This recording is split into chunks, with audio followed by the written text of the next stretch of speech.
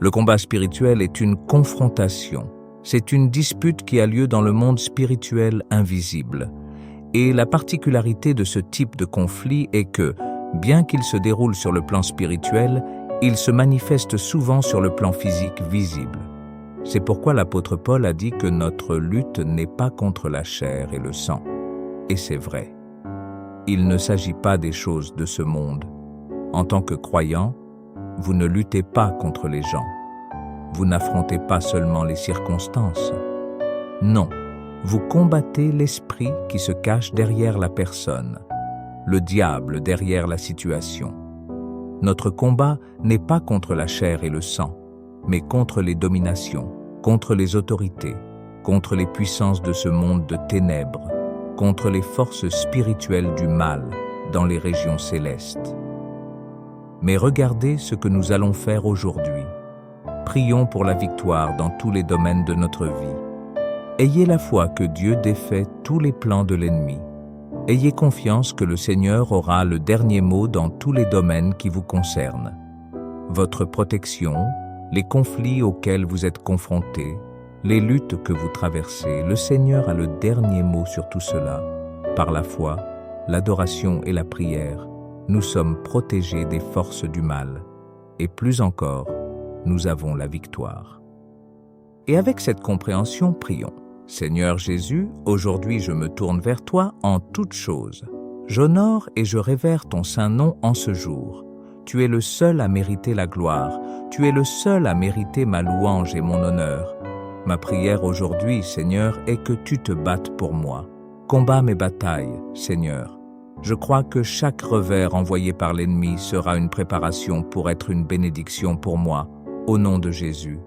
En toi, Père, je trouve la force, le courage et la protection dont j'ai besoin pour chaque bataille à laquelle nous sommes confrontés dans cette vie. Quand je regarde ma vie, Seigneur, tu as été fidèle, tu m'as sauvé et tu m'as préservé de tout ce qui essayait de me faire du mal. Je suis encore là, capable d'élever la voix, de lever les mains et de te remercier pour ta bonté et ta protection.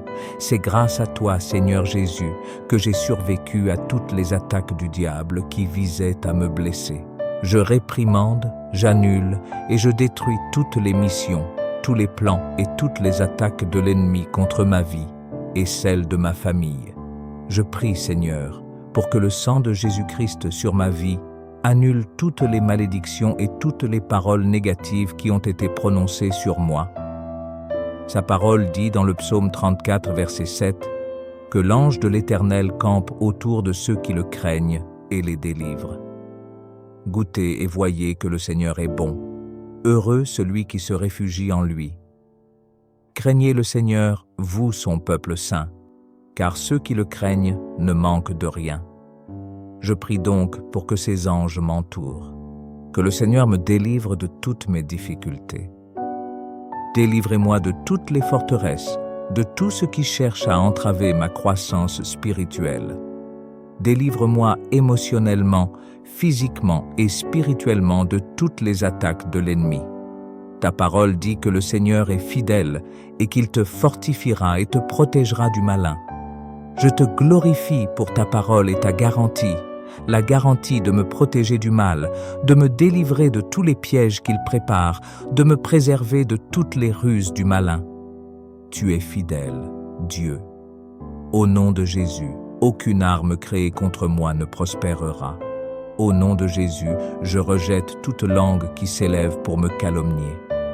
Père, tout ce qui cherche à troubler la tranquillité de mon esprit, tout ce qui cherche à démanteler la paix de mon esprit, je prie aujourd'hui, Seigneur, de l'éloigner et de le tenir loin de moi.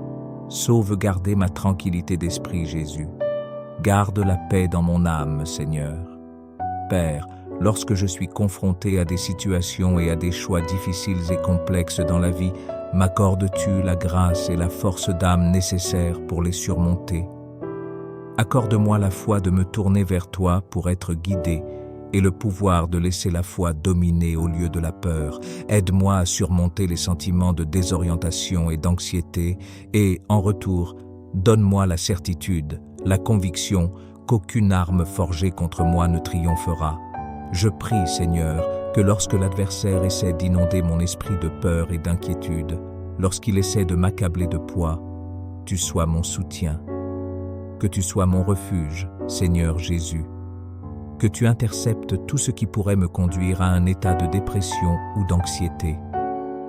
Que le Seigneur me vienne en aide et m'aide à résister aux tromperies de l'adversaire. Je rejette les assauts du diable. Je rejette ses plans au nom de Jésus. Je m'appuierai sur ta parole qui, en 2 Timothée 4, verset 18, m'assure que tu me protégeras de toute attaque maléfique et que tu me conduiras en toute sécurité dans ton royaume céleste. Seigneur, tu es mon refuge, et je sais que sous tes ailes, je trouverai toujours une protection. Je trouverai toujours un abri. Que le Seigneur me protège toujours du danger où que je sois. Éloigne le mal de moi et de ma famille. Je demande que le sang de Jésus m'entoure et protège mon foyer. Je demande que sa présence m'accompagne, qu'elle demeure en moi et autour de moi. Père, dirige mes pas et guide-moi. Va devant moi, Jéhovah, et reste à mes côtés. Je te remercie pour ta bonté et ta miséricorde dans ma vie. Je te remercie, Seigneur, de faire partie de ma vie.